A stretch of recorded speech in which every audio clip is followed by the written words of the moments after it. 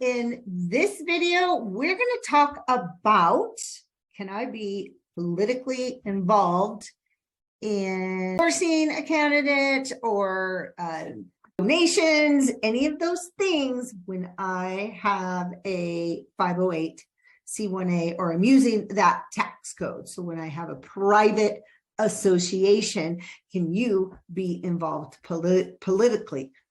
Let's look first at the restrictions on the 501c3. Many of you are probably familiar that in the nonprofit arena and as churches, as most of them still are, a creature of the state, that they're not supposed to be involved politically. But let's see what irs.gov has to say, shall we?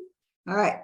Under the Internal Revenue Code, all section 501c3 organizations are absolutely prohibited.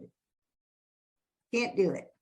From directly or indirectly participating in or intervening in any political campaign on behalf of or in opposition to any candidate for elective public office.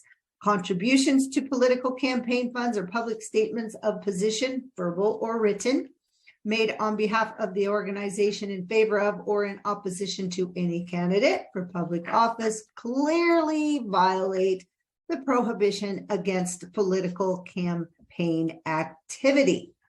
Violating this prohibition may result in denial or revocation of tax-exempt status and the imposition of certain excise taxes. Certain activities or expenditures may not be prohibited depending on the facts and circumstances. For example, certain voter education activities, including presenting public forums and publishing voter education guides, conducted in a nonpartisan manner, do not constitute prohibited political campaign activity. So, for example, your pastor could say, everybody go vote. He just can't say, everybody go vote conservative, at least with a 501c3. So there's some room, and this whole thing that churches absolutely can't be involved at all is another one of those lies from the pit of hell. They absolutely can. They just can't say or endorse a certain candidate. Okay. In addition, other activities intended to encourage people to participate in the electoral process, such as voter registration and get out the vote drives, would not be prohibited political campaign activity if conducted in a nonpartisan manner.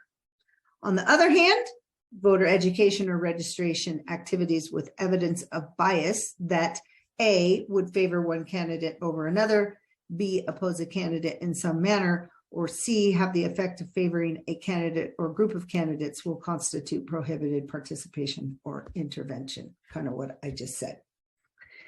Real quick, there is another code that you should probably be aware of, and that is code section 501c4. This is the social welfare organization that can be tax exempt, and they can be involved in political campaign activities as long as there's a social welfare component to that. So you can, again, go look that up under irs.gov and find out more about those organizations because it's becoming more popular. Okay, now on to the stuff that pertains to you and I in the private domain. If you have a standard ministry, or a standard PMA, or you have a private health association PMA, or a ministry that is using the 508 tax code, then guess what? In your bylaws, it says any part of the activities of the association may be carrying on of propaganda or otherwise attempting to influence legislation as determined by the association trustees.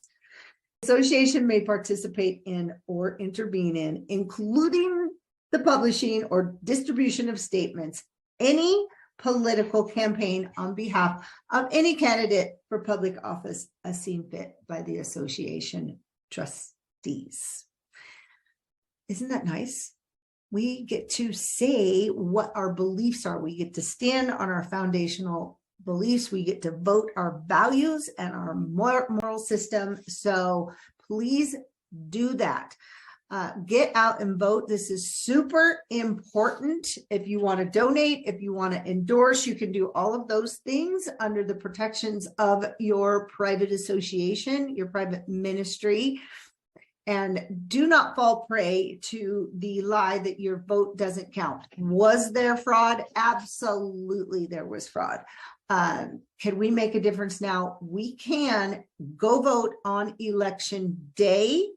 Take your mail-in ballot, make sure that they scan that for you. Stand there while they tell you that nobody has voted for you, and have your vote count. We're standing up for our values. We're standing up for morals. We're standing up for taking our country back. And this is one of the ways we get to do it. Please like and subscribe and share, and we'll see you in the next video.